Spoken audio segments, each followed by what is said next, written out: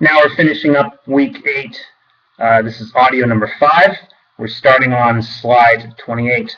So one reality on the U.S. side that continued to be a problem into the 1990s was latent anti-communism, as well as skepticism about China itself. There's always been, and I suspect there will be for some time, a popular American distrust of China. At times, there has been an American fascination with China. And there's always been a high American awareness of China. The two countries have some things in common. If you're from Britain, for example, you get on an airplane at Heathrow, London Heathrow Airport, and you go to either Britain, or you go to either America or China. One of the first things you're going to notice when you get off the plane is flags. Oh my God, there are flags everywhere. What is it with this country? In Britain, you don't see this universal display of the national banner, but you do see it in China and in the United States, indicating that both countries have high degrees of patriotism, high degree of nationalist feeling, I think is very true. And this is one of the problems between the two sides that stokes the mutual distrust that they tend to feel toward each other. And so whichever party is in power in the United States, whether it's the Democrats or the Republicans, there is a pragmatic impetus on the part of the party in power to maintain stable relations with China in order to promote peace, stability, and business relations. That's always a big thing, business relations. And the party that's out of power is critical of relations with China. Why aren't we being tougher with the Chinese? And then as soon as the two parties switch, one becomes, the party out of power gets into power, then it's completely reversed. It's a political football. It's a cynical process. It's unfortunate, but there is not as much of a bipartisan consensus on relations with China that there should be, and this is a big problem in American politics and foreign relations. It is a problem that I hope is eventually solved, but I doubt it. In Washington, people used to, during the 90s, I don't think they say this too much anymore, but during the 90s, they used to talk about the red team and the blue team. And this so-called red team and blue team ranged throughout the different departments of government, whether we're talking about defense, CIA, commerce, energy, state, whatever. There were people who were very critical of China. There were people who were critical of those who were critical. And each of them had a realist outlook. One of the products of the continuing anti-communist impetus in the United States is this replica of the goddess of democracy from Tiananmen Square that was cast in iron, I think it's iron, and was put and was placed in Washington, D.C. in the Capitol Hill neighborhood outside of an office building. And here you can see George W. Bush doing the dedication for the thing, which was authorized by legislation in 1993. It took a while to get it done, but there it is. And it became the object of a brief bilateral spat between the U.S. and China in 2007 when it first went up. Going on to slide 29. The Chinese side. Sort of a mad mirror image going on here. There are people, except it tends to be more organized by ministry or party organ rather than individual inclination, this whole red team, blue team thing. There are ministries that are more interested in getting along with the Americans, which I've listed up here at the top. And then in the second bullet, the ministries and organs that are less interested in getting along with the Americans.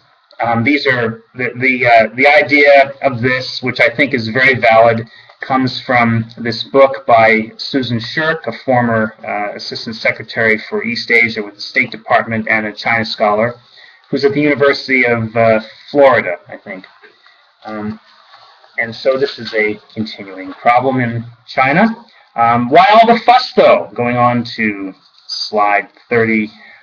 One reason for all the fuss is you can imagine what it would be like in the United States if, let's see, if Chinese fighter jets that were going after a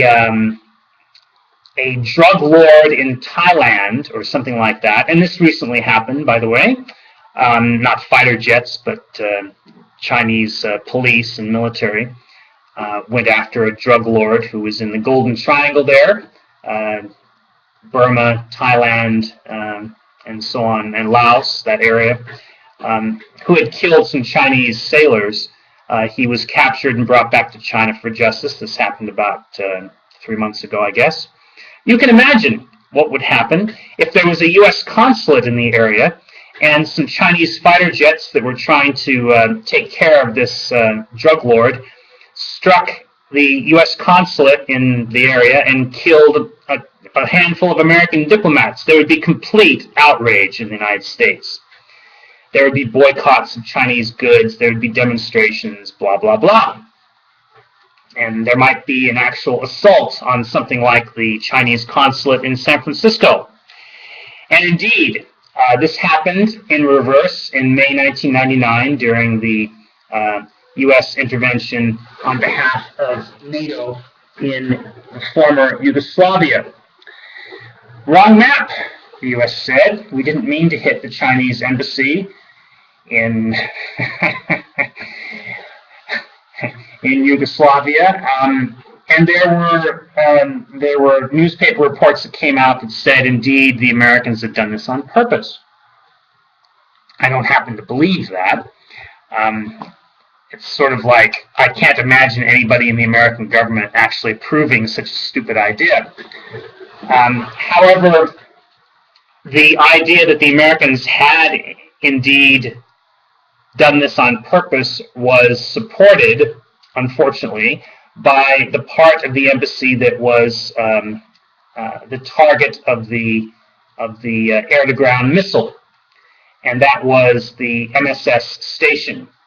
There's you have CIA stations in American embassies in different places, and you have MSS, Ministry of State Security stations in Chinese embassies, and the direct hit killed 3 MSS officers who were there under journalist cover. Sort of pissed off the security services at the Americans, not that they weren't already kind of upset with the Americans in general. And there were demonstrations in China that led to the trashing of the U.S. Embassy outside the embassy building itself, the trashing of the compound, and indeed people got in to the American consulate in Chengdu and burned down the consul general's residence and damaged the other buildings of the consulate. So it was a difficult time. I was traveling to China at the time and had some discussions with people about this and said, I'm sorry, I don't think anybody else is sorry, but I'm sorry. Please don't string me up at the nearest lamppost. At that point, I was working for a private company, no longer with the U.S. government. So going on to the last slide. There are 2 more slides. Going on. Yes, to slide 31. Here we go. There is And so at the time when the U.S. Hit the Chinese embassy in Yugoslavia, um, people who had been upset with the government, their own government, for different reasons, having to do with suppression, internet. At this time, there was the internet was popular in China, internet censorship and so on.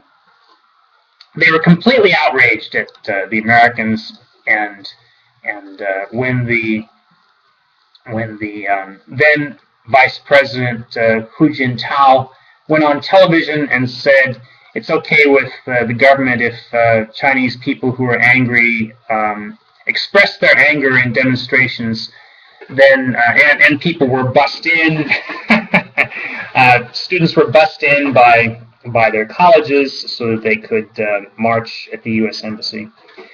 There was widespread outrage, and it indicates an interesting dichotomy in popular feelings mostly against, I would say, against authority in general. Chinese who are under 50 years old generally know about the music of Sui Jian, this gentleman here, even if they don't particularly like it. But he is quite popular. A lot of people do like his music, and indeed, if you take a look at this brief YouTube video that's on the slide, then you can watch a little bit of what he was all about. These two early songs of his, Nothing to My Name and A Piece of Red Cloth, were almost like anthems of the Tiananmen student movement.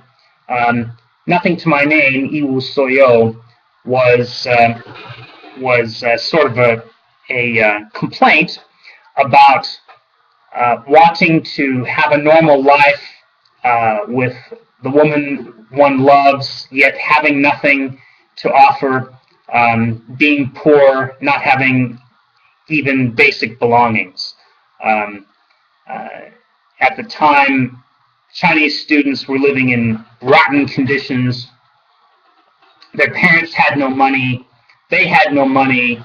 And they're engaging in these demonstrations against the government. And the Yiwu Soyo, the Nothing to My Name song, was expressive of many of their feelings. The song A Piece of Red Cloth, if you stop the audio and read through the lyrics, you can see that he's talking about the Chinese Communist Party and the oppressive yet seemingly loving relationship that it has with Chinese urban youth. And these ideas that the party sure is a pain in the rear, and that we don't have what we want in life, this sort of thing, led to feelings of alienation in general that changed as the 90s progressed.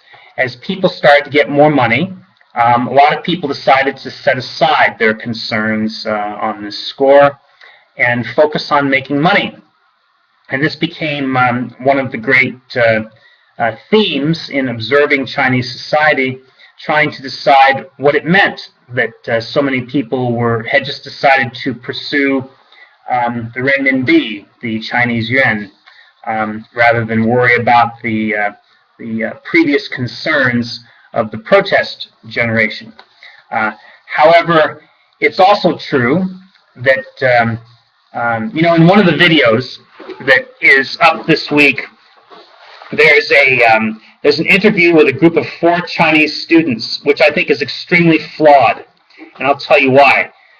These students are shown a picture of the Tiananmen tank man, the man who foolishly and bravely went out into Chang'an Avenue and stood in front of a line of tanks with a couple of shopping bags in his hand, trying to get them to stop, and he was taken away by some people. It's hard to say who they were.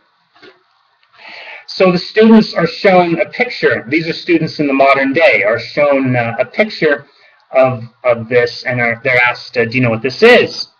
Now, in the West, a lot of people would know what this is. But in China, the people were trying to tell us young people don't even know this picture, and they hardly have heard about the Tiananmen Square incident and don't know anything about it.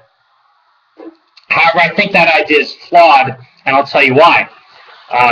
When I was working in 2007 to 2010, 2011 in China as the security manager for an Intel factory, I would regularly give security briefings to people, both Westerners and Chinese, telling them, don't wear your badge in public, don't talk about Intel secrets outside of work, this sort of thing. Every company does this.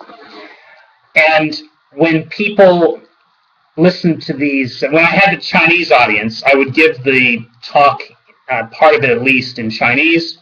And while I was giving that part of the talk in Chinese, when I felt like it, if I thought the moment was right, I would slip in a little aside that referred to Tiananmen Square, 1989, June 4th. And every time I did that, I got a laugh out of the audience, indicating that people understood the joke, indicating also that they knew what Tiananmen Square was. And so I think what may have been going on in this interview, it's the longer video, it's the one back to Beijing, it's that one. I think what may have been going on in this interview is that these students saw this picture, and here they are, they're on camera, they're talking to a foreigner, and there are 4 of them in the room. It's not a private interview with no camera and promises of anonymity. If one were to say, oh, I know what that is, that's the idiot who stood out in front of the tanks after the Tiananmen Square massacre, or something like that, you'd be taking your life in your hands. It would be like playing Russian roulette with a loaded pistol. Who knows what would happen to you once this film ended up being broadcast. So I think that that these 4 students took a prudent, they all had a prudent reaction, which was to say, oh, I don't know, what is that? If I were in their position, that's precisely what I would have done myself. So going on to slide 32, although, to wind up this talk about the run-up to the modern day after Tiananmen Square, as the party has tried to, which we'll talk about more next week and in week 10, has tried to stoke nationalist feelings over things like the Diaoyu and Senkaku Islands, which both Japan and China claim, about the Nansha Islands that are in the South China Sea that are claimed both by China and other countries like the Philippines, Vietnam, and Malaysia, even Indonesia. As the Chinese Communist government tries to maintain loyalty to it by encouraging nationalist feelings, there are other forces at work. And indeed, the CCP is almost doing the work of these foreign forces as they pull tricks like this one, where they issued from the Central Committee a directive that launched a 7 do not tell ban, or do not talk about ban, which I won't read the whole thing to you. You can read it for yourself there in front of you on slide 32. And